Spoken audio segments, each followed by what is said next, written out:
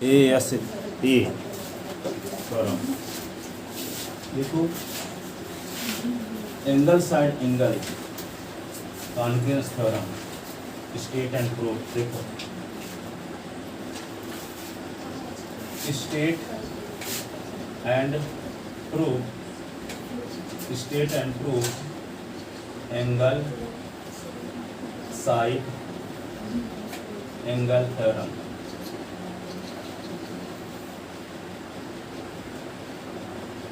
Angle congruence theorem, congruence theorem, state and proof angle side angle congruence theorem. Statement क्या है? Statement two triangles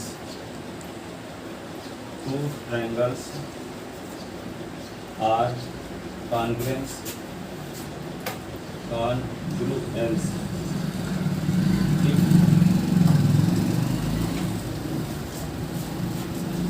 if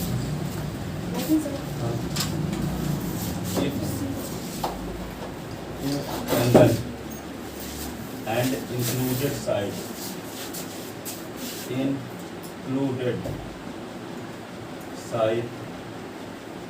of one triangle is equal to two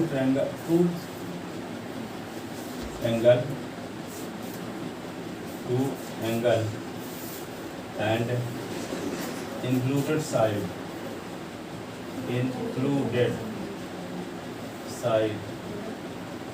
of other triangle। दो triangle congruent होते हैं जब पहले triangle के दो angle और इंक्लूडेड साइड इक्वल हो दूसरे ट्रायंगल के दो एंगल और इंक्लूडेड साइड के। ठीक है, सुनो यहाँ पे ABC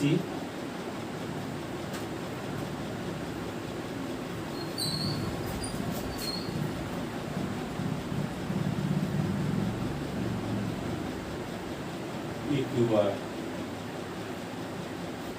ठीक है, आपको ये पता है एंगल ए एंगल Q के इक्वल है, एंगल साइड BC QR के इक्वल है, एंगल C एंगल R के इक्वल है। ठीक है, तो आपको ये प्रूव करना है कि दोनों ट्रायंगल कॉन्ग्रुएंट है। ठीक है, given triangle two triangle ABC and triangle PQR such that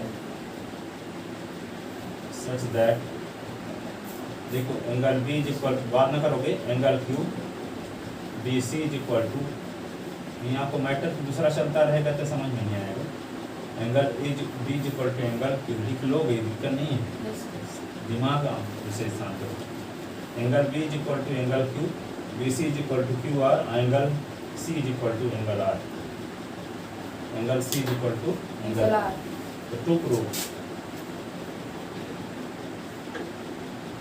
triangle ABC similar congruent to triangle PQR prove करना।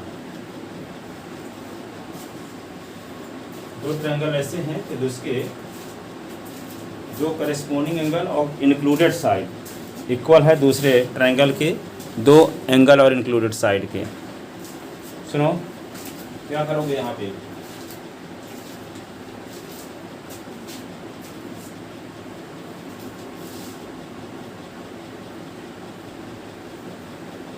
प्रूफ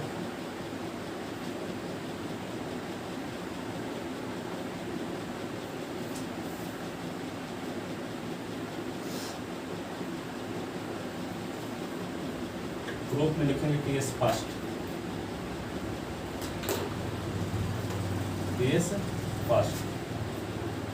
यहाँ पे ये तो आपको कन्फर्म पता है कि बी क्यू के इक्वल है, BC QR के इक्वल है, एंगल C R के इक्वल है।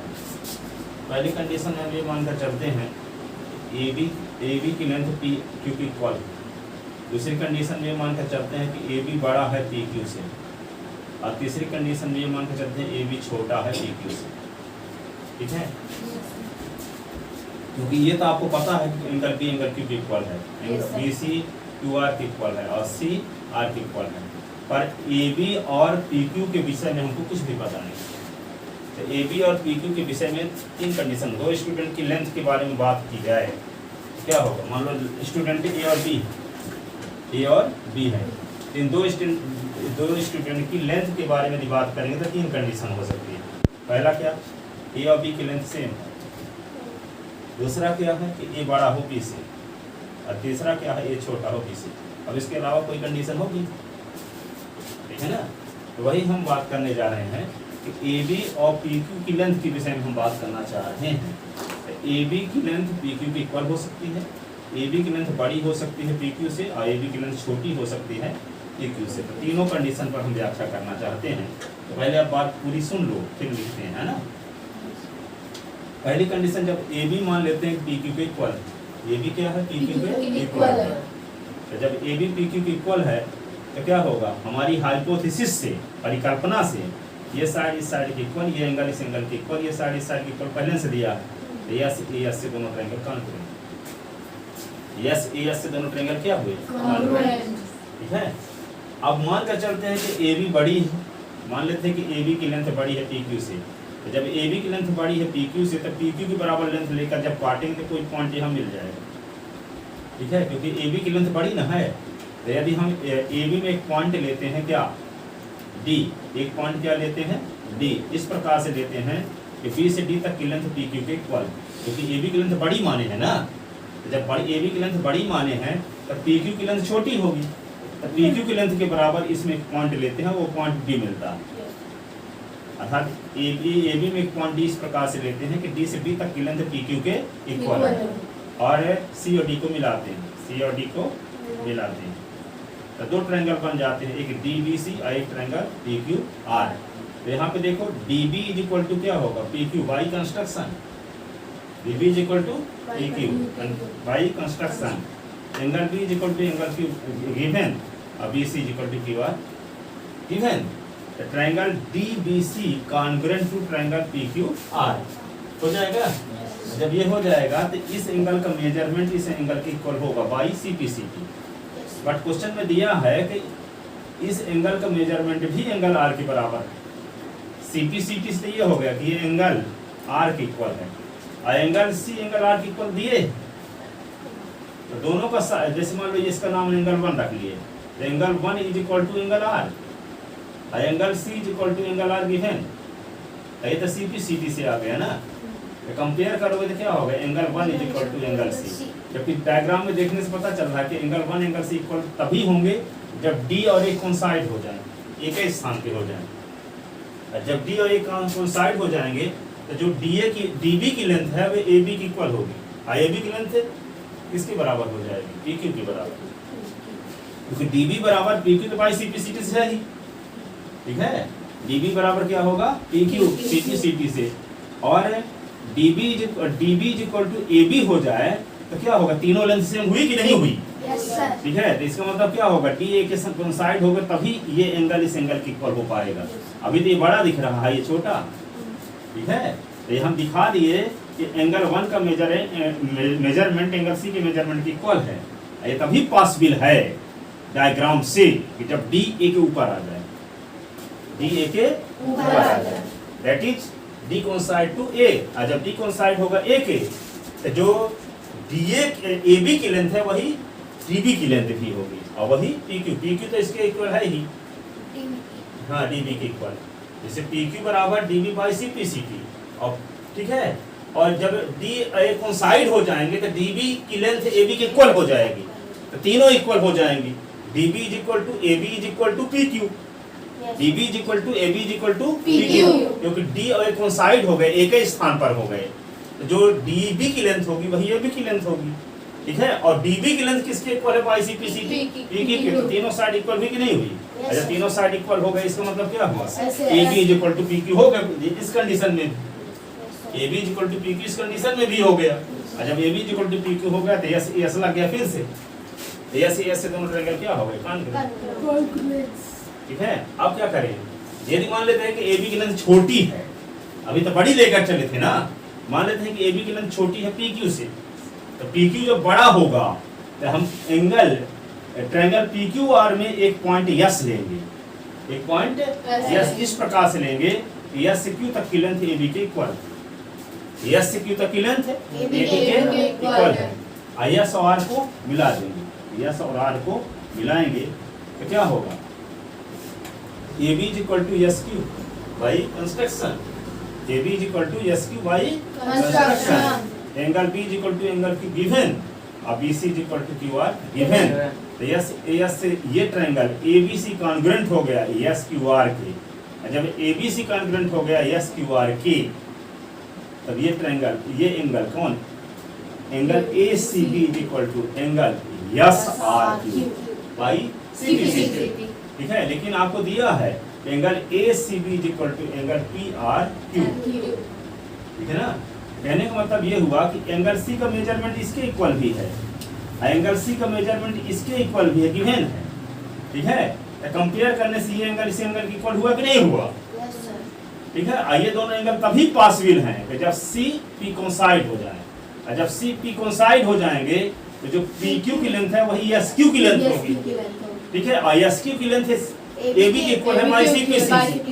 ठीक है, तो इसका मतलब क्या हुआ?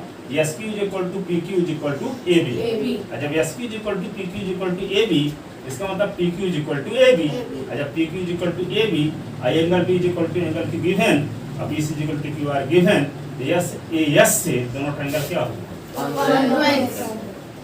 ठीक है, तो तीनों कंडीशन में कॉन्ग्रुएंट आता है। ये थ्योरम प्रूफ करने के लिए आती है। ठीक है, प्रूफ में यही बात दी गई। ठीक है, इसको तैयार कर लेना। फिर एक है एस एस और फिर है आर एच एस, तीन थ्योरम प्रूफ कराएंगे। ठीक है, तीन में से एक आएगी। ठीक है, तो जो बोल गए उसी को लिखने जा रहे हैं। केस फर्स्ट, केस फर्स्ट में क्या लिखेंगे?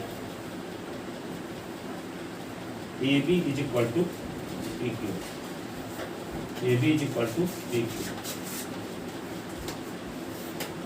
ठीक है, लिख लो धन A B is equal to P Q.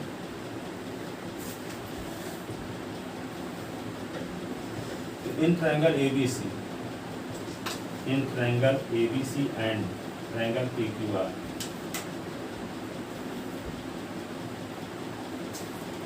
A B is equal to क्या होगा? A B is equal to P Q, हम माने ना है? Yes sir. By our hypothesis, our hypothesis हमारी परिकल्पना से, बाई आवर हाइपोथेसिस। ठीक है ना, A B is equal to, और फिर क्या लिखेंगे? Angle B is equal to angle Q given, और B C is equal to क्या? Q R given. Triangle A B C congruence to triangle P Q R by A S congruence rule.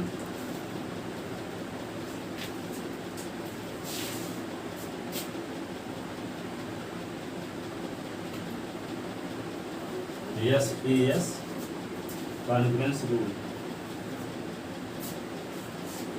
ऐसे भी लिखते हैं S criteria of congruency rule. Criteria किसे कहते हैं? जिसको बिना प्रूफ किए सत्य मान लिया जाए।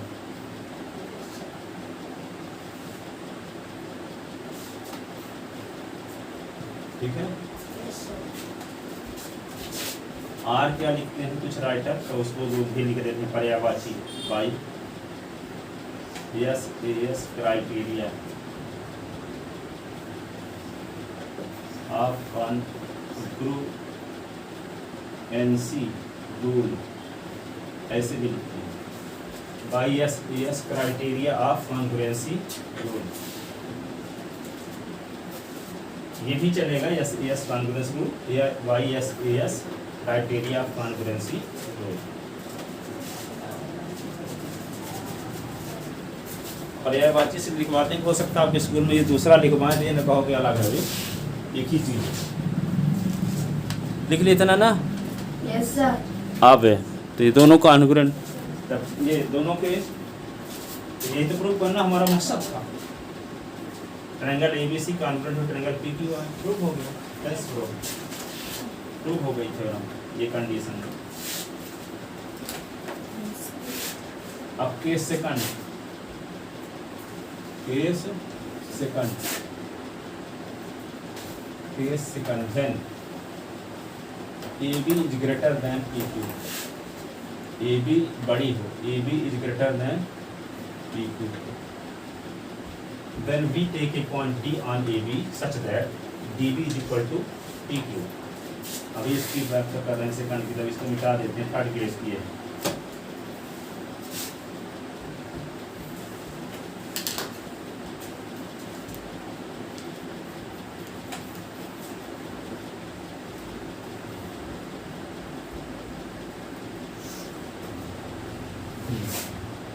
Then AB is equal, then we take a point D on side AB such that DB is equal to PQ,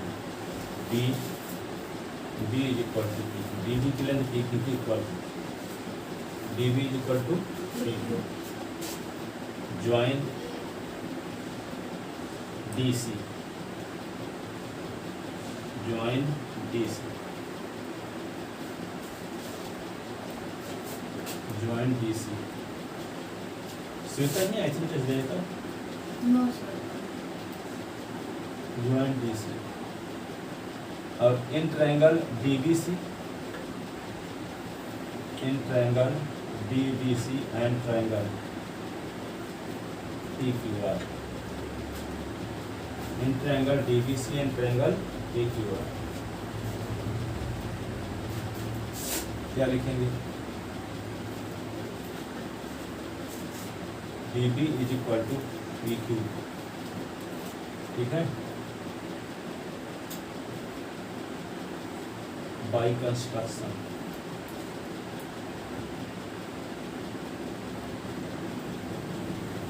फिर क्या लिखेंगे? Angle B is equal to angle Q, angle B is equal to angle QQ है।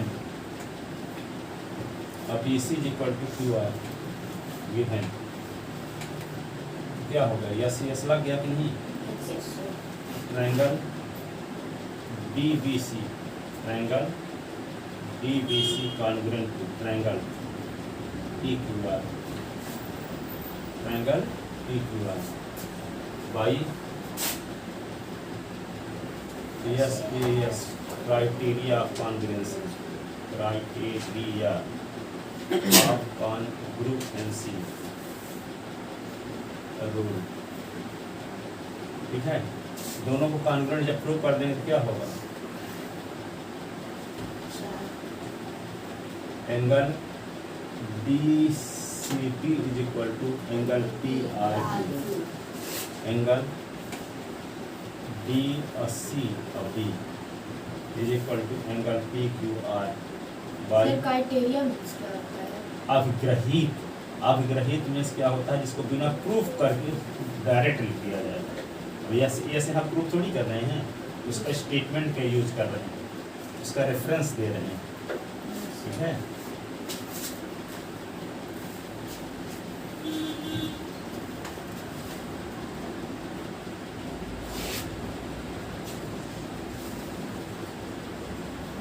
जैसे वहाँ पे संविधान में अनुच्छेद इसके तहत, धारा 302 के तहत, ठीक है। और 302 उसका 60 नेम, जैसे इसका 60 नेम है यस, उसका हिंट दे दिया गया। अब उसको डिटेल जानना है तो उसमें जाके उसका स्टेटमेंट देखो, ठीक है ना।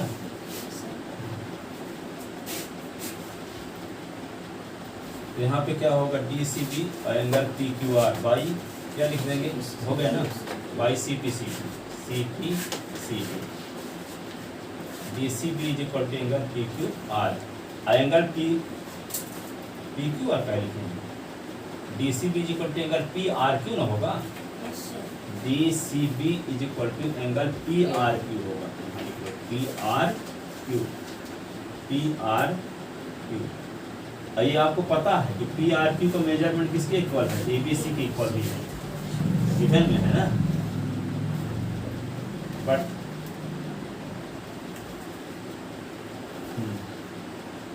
पी क्यू आर का measurement, angle P Q R का मेजरमेंट किसके इक्वल है, ए बी सी के, हाँ ए सी बी के, angle A C B given.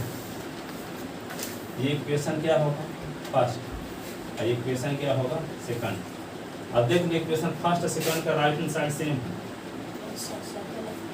P R Q देखो यहाँ लिखा है, पी आर क्यू का measurement angle D C B के सी पी सी टी से हो गया। अब पी आर क्यू का मेजरमेंट ए सी बी के है, गिवन में है, ये ना है B C is equal to R, तो पूरा नाम है लिख दिए, ठीक है। तो देखो इनको इक्वेशन फर्स्ट सेकंड का राइट हैंड साइड देख लो, पी आर क्यू दोनों में, जब इक्वेशन फर्स्ट सेकंड का राइट हैंड साइड सेम तो लेफ्ट हैंड साइड सेम हो गए, होप करेंगे तो क्या होगा, angle from first and second, from first and second, तो क्या होगा, एंगल डी और C B is equal to angle A C B. अब देखो यहाँ पे डी और सी बी और ए सी बी तभी पॉसिबल है कि जी जब डी के ऊपर चला जाए, तब ना दोनों सेम हो पाएंगे। अभी तो अलग अलग दिखते हैं, ये दोनों इक्वल प्रूव हो गए कि दोनों एंगल इक्वल हैं, ये तभी पॉसिबल है जब डी पॉइंट एक साथ हो जाए, एक कोइंसाइड हो जाए। It is only possible if D and A R coincide, it is only possible if D and A are coincident, coincide,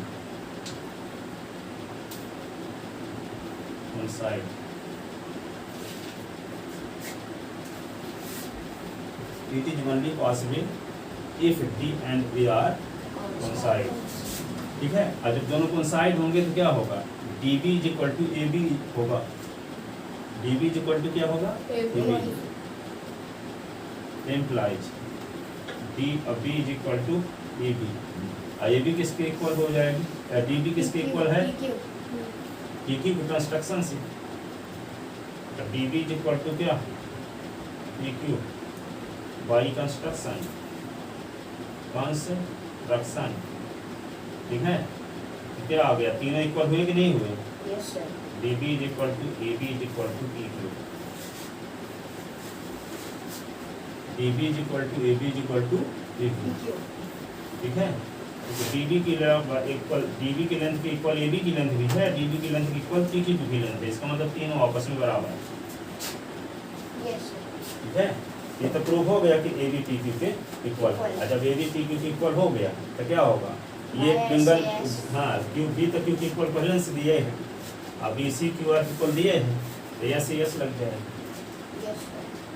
ठीक है। घूम फिर के वहीं पे पहुंच गए जो जानते थे हम, यदि यस की कंडीशन आएगी तो कॉन्ग्रुएंट होता है,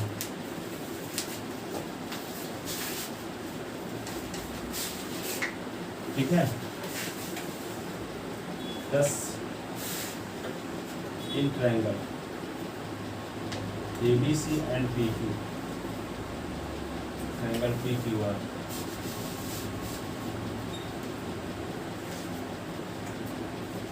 AB is equal to PQ, angle B is equal to angle Q, AB is equal to PQ, ये लिख दोगे एज एवं प्रूफ,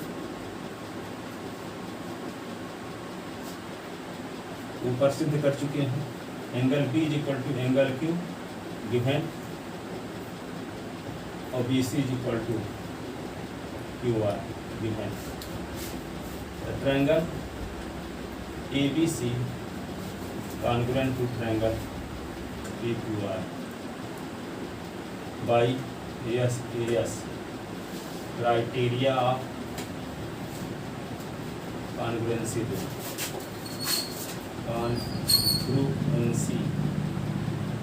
rule. सर यही चीज तो यहाँ पे प्रूफ हुई है ना। हमारा मकसद तो प्रूफ करना है ABC कॉन्ग्रुएंट है PQR के। प्रूफ करने के लिए हमको जो प्रूफ कर, इन दोनों को कॉन्ग्रुएंट क्यों प्रूफ किए थे, ताकि हम ये कह सकें कि इस एंगल की लेंथ इस एंगल की इक्वल है, इसलिए प्रूफ किए थे। जब तक ये एंगल इस एंगल की इक्वल प्रूव नहीं कर पाओगे तब ये नहीं कह सकते कि यही एंगल इस एंगल की इक्वल है। तो कैसे कह पाओगे कि DA की कोसाइड, DA को कोसाइड प्रूव करने के लिए हमें इसकी जरूरत थी, ठीक है, कि इस ट्रायंगल को इस ट्रायंगल का कॉन्ग्रुएंट प्रूव किया जाए, ताकि तभी ना कह पाओगे कि DCB का मेजरमेंट एंगल PRQ के इक्वल है। जब तक कॉन्ग्रुएंट प्रूव नहीं करोगे तो सिंप्लिसिटी लगेगा नहीं। इसलिए वहां किए थे हम, इस एंगल को इस एंगल के इक्वल दिखाने के लिए इसको कॉन्ग्रुएंट प्रूव किए थे एस लगाकर। हमारा मकसद असली क्या है, ट्रायंगल ABC कॉन्ग्रुएंट है ट्रायंगल PQR के, तो प्रूफ करने के लिए हमें इस एंगल को इस एंगल के इक्वल प्रूफ करना हमारा गोल था। गोल नहीं था, बीच का स्टेप था वहां तक पहुंचने का, ठीक है। तो जब ये एंगल इस एंगल की इक्वल प्रूव कर दिया और ये एंगल इसी एंगल का मेजर इसके इक्वल भी है, तो जब इस एंगल का मेजरमेंट इसके इक्वल भी है CP/CT से, और इस एंगल का मेजरमेंट इसके इक्वल गिवन है, तो कंपेयर करने से क्या हुआ, ये एंगल इस एंगल के इक्वल हो गया। जब ये एंगल इस एंगल के इक्वल हो गया, दिख नहीं रहा है कि इक्वल है, दिख रहा है, कहाँ दिख रहा है, ये तो छोटा दिख रहा है ऑलरेडी, ये बड़ा अंधे को भी दिखेगा, ठीक है। तो क्या है, ये तभी पॉसिबल है कि दोनों एंगल इक्वल होंगे कि जब ये साइड जो CD है जो CA के ऊपर हो जाए, ठीक है।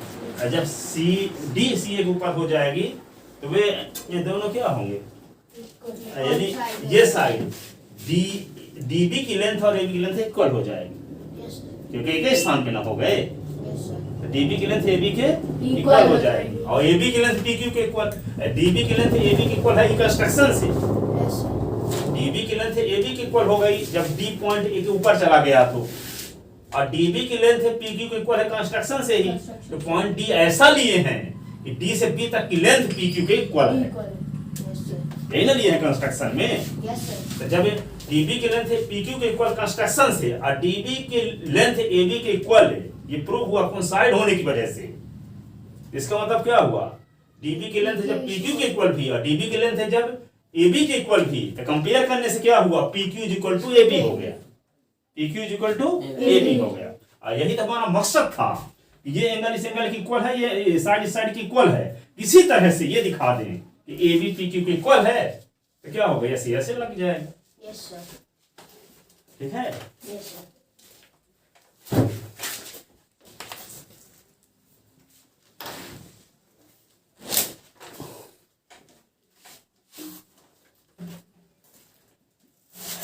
लाइट गोल हो गई, पीछे का सब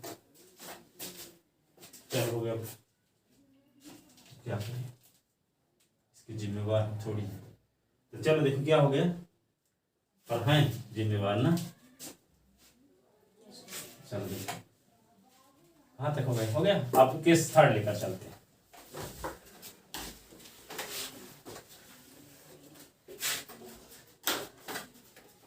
केस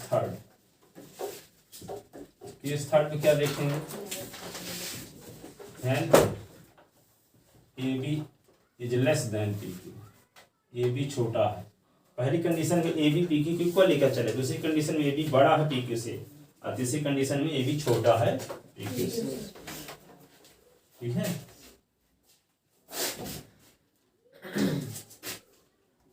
आप इसको ढंग से बना लेते, दोबारा आप दो कंडीशन का बनाना, एक तो पहले ये वाला तो दोनों में चल जाएगा, पर तीसरी कंडीशन के लिए अलग से बनाना, क्योंकि उसमें अलग चित्र बनेगा ना। केस थर्ड के लिए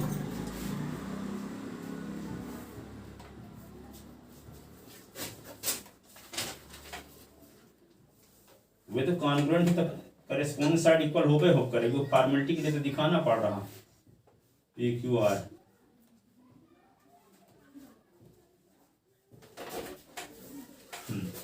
क्या मानकर चल रहे हैं, ए बी लेंथ है, ए बी की लेंथ छोटी है पी क्यू से, then we take a point S on PQ, a point S on PQ, a point S on PQ such that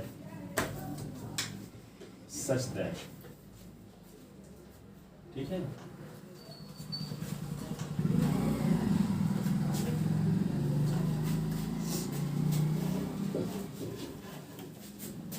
S Q is equal to A B, S Q is equal to A B, join S R, join S R,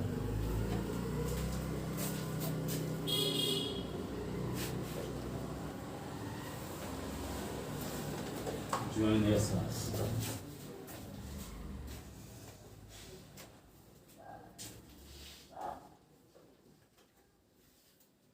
join sir. अब क्या करेंगे, in triangle ABC and SQR, in triangle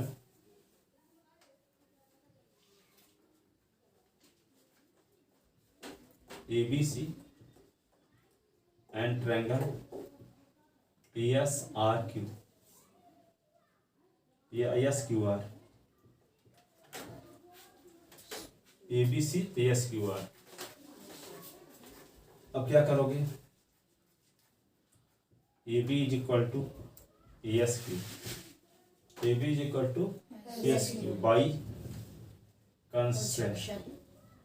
construction, ठीक है। AB is equal to ASQ by construction, angle B is equal to angle Q। इसका reason क्या लिखोगे, given. अब BC is equal to QR given, QR given, BC is equal to QR given. Triangle ABC, triangle ABC congruent to triangle SQR, SQR, triangle ABC congruent to triangle SQR, reason by SPS, by SPS criteria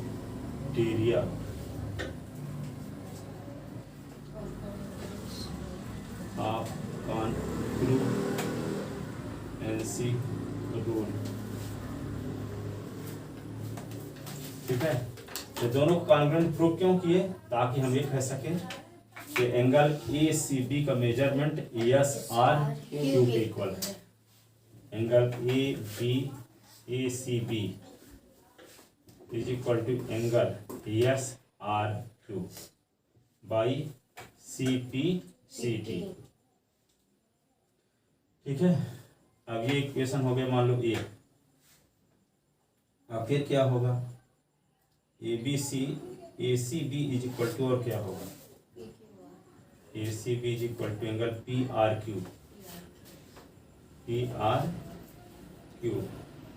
given, given है कि नहीं।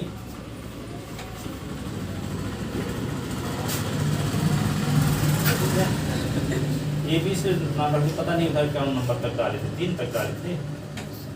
Equation third fourth second third ही डाले थे, नहीं डाले second हो गए, तो हो गए थर्ड फोर्थ रख सकते हो यहाँ पे।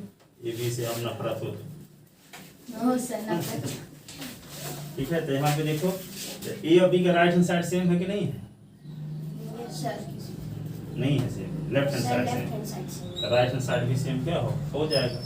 तो from equation first and second, from equation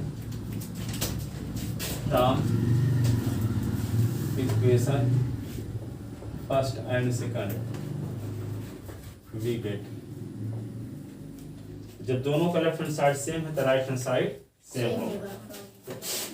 angle S R Q, angle S R Q is equal to angle P R Q, P R Q. ठीक है। अब देखो एस आर क्यू कहाँ, एस आर क्यू, अब P R Q. ठीक है। It is only possible, ठीक है, if S and P R coincide, तभी ना हमारे पास के it is only possible when S and R coincide।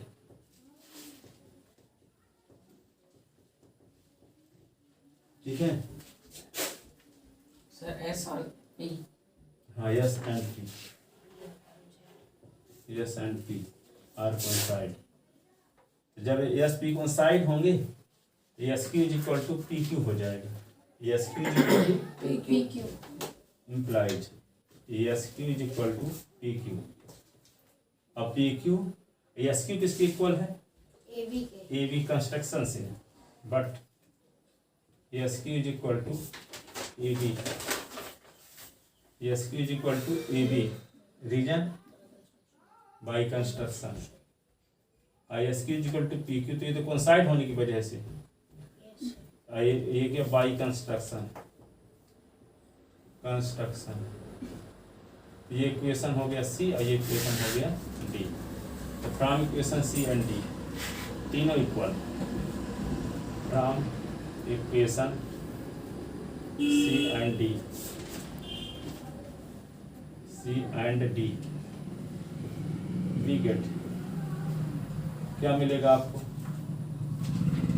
S Q is equal to P Q is equal to A B, तीनों equal होंगे। S Q is equal to P Q is equal to A B. Then triangle A B C and triangle P Q R.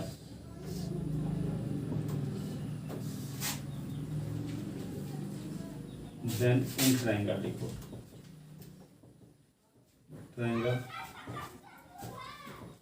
A B C and triangle P Q R. P Q R में अब आते हैं। A B is equal to क्या हो गया, P Q, A B is equal to P Q as above prove. Side होने की वजह से B equal to P Q है लिखे, तो ये B is equal to P Q है ना।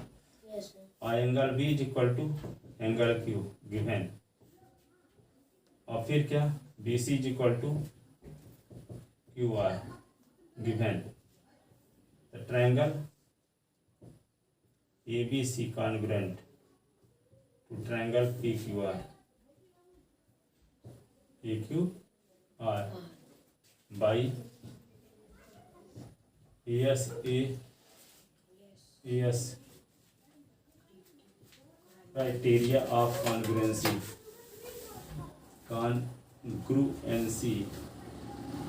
rule। दोनों ट्रायंगल कॉन्ग्रुएंट हो गए, ये तो हमारा मकसद भी था। तीनों कंडीशन में दिखाया कि triangle A B C triangle P Q R में कॉन्ग्रुएंट है। ठीक है, चाहे ए बी की लेंथ पी क्यू की इक्वल हो, चाहे ए बी की लेंथ बड़ी हो पी क्यू से, चाहे ए बी की लेंथ छोटी हो पी क्यू की। तीनों कंडीशन की व्याख्या हो गई, इसको अच्छे से तैयार कर लेना। अगले संडे का यही पहला क्वेश्चन रहेगा, अगले संडे का भी संडे जो आएगा। सर तीनों केस लिखने पड़ेंगे। हाँ, तीनों केसेस लिखना पड़ेगा। तो सर ये तो बहुत पता चला कि 6 नंबर के तो एक केस लिखोगे 2 नंबर पाओगे। उससे भी तो आसान तो है सब। पहले केस में तो A B P Q equal है, तो एस डायरेक्ट लग जाएगा। हाँ, वैसे हमको जब मैं ही पढ़ता था केस दिख लेता दिमाग खराब होता था। बहुत बड़े बड़े होते हैं केस वाला में, पर है कुछ भी नहीं, लिख लेता ना। Yes sir.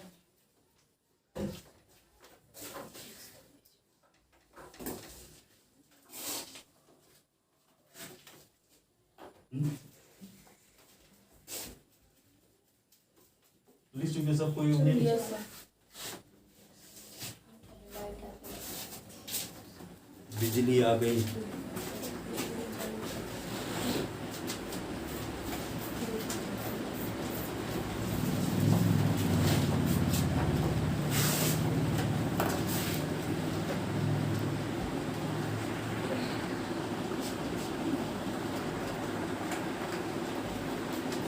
अब देखो सुनो,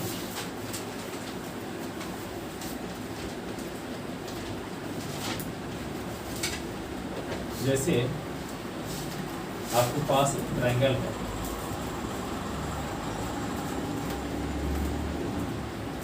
ABC BC के पैरेलल है,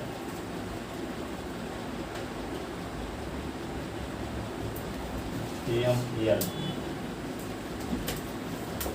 ठीक है। एंगल ए का मेजरमेंट 50 डिग्री का है। कितने डिग्री का है? 50। AB की लेंथ AC पर कंफर्म पता है, तो आपको ये पता करना है कि एंगल C का मेजरमेंट क्या है, नहीं एंगल AMALC का मेजरमेंट क्या होगा। इस एंगल का मेजरमेंट निकालें,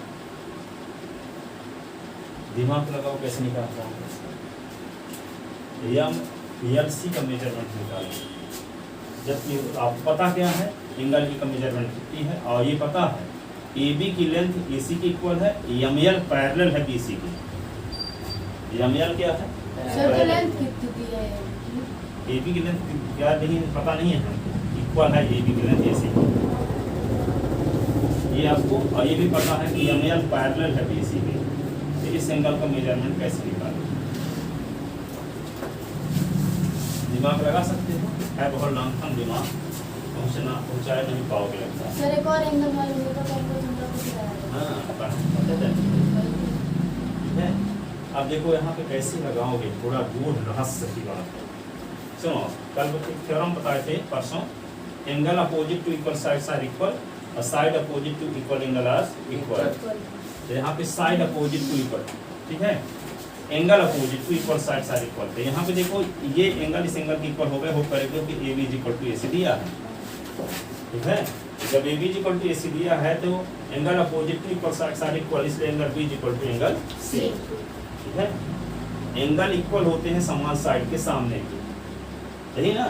तो जब AB AC के इक्वल है तो एंगल B एंगल C के इक्वल होगा। अब जब BC के इक्वल होगा तो B और ये एंगल सम प्रॉपर्टी से क्या होगा, A plus B plus C is equal to 180, ठीक है। तो एंगल A का मेजरमेंट पता, 50 degree. Angle B plus angle C is equal to क्या होगा 180। तो angle B plus angle C is equal to क्या होगा 180 माइनस 50। तो angle B plus angle C is equal to क्या होगा 130। अब BC के इक्वल है तो C के स्थान पे B के स्थान पे C लिख सकते हैं, ठीक है। तो यहाँ पे क्या होगा B इज इक्वल टू, जब एंगल C है, ठीक है, तो ऐसी कंडीशन में क्या लिख देंगे, angle C plus angle C is equal to 130। तो 2 into angle C is equal to 130। तो angle C is equal to 130 upon 2। तो angle C is equal to 65, काट दोगे, हाँ, B की मेजरमेंट, ठीक है। तो ये क्या हो गया 65। अब भी दिमाग लग जाएगा क्या, ये AML पैरेलल है BC का, ये 65 है, तो ये एंगल कैसे निकालोगे। वो है सर इसका 180 कर देंगे हाँ समझ गए आप, by internal angle yes sir, same side of transversal is supplementary, yes sir, ठीक है। इंटीरियर एंगल या interior angle same side of transversal is supplementary होता है ना। यस सर, जब दो ट्रांसवर्सल पैरेलल लाइन कोई ट्रांसवर्सल लाइन ऐसे काटती है तो इन दोनों का सम 180 होता है, यस सर, ठीक है। तो यहाँ पे ऐसे है पैरेलल और ये ट्रांसवर्सल है, तो इन दोनों का सम क्या होगा 180। जब ये 65 कहती है अपने आप पता चल जाएगा, 180 माइनस 165 115 होगा ना, वो भी 115 का होगा हाँ। ये हो जाएगा, ठीक है। तो सबसे पहले आपको ये थ्योरम पता होनी चाहिए कि दो साइड इक्वल हैं तो ये दोनों एंगल इक्वल है। फिर ये पता होना चाहिए कि दो पैरेलल लाइन में कोई ट्रांसवर्सल लाइन काटती है तो एक ही साइड के इंटीरियर एंगल का जो सम होता है वो 180 होता है या सप्लीमेंट्री होता है। और एंगल सम प्रॉपर्टी पता होना चाहिए। तीन चीजें यहाँ पता होनी चाहिए, angle sum property, angle opposite to equal sides are equal, और दो पैरेलल लाइन में कोई ट्रांसवर्सल लाइन काटे तो एक ही साइड की ट्रांसवर्सल लाइन के एक ही साइड के एंगल का सम जो होता है 180 होता है। ठीक है, टाइम हो गया पूरा टाइम, कल बताएंगे, जाओ दिखवाएंगे कल।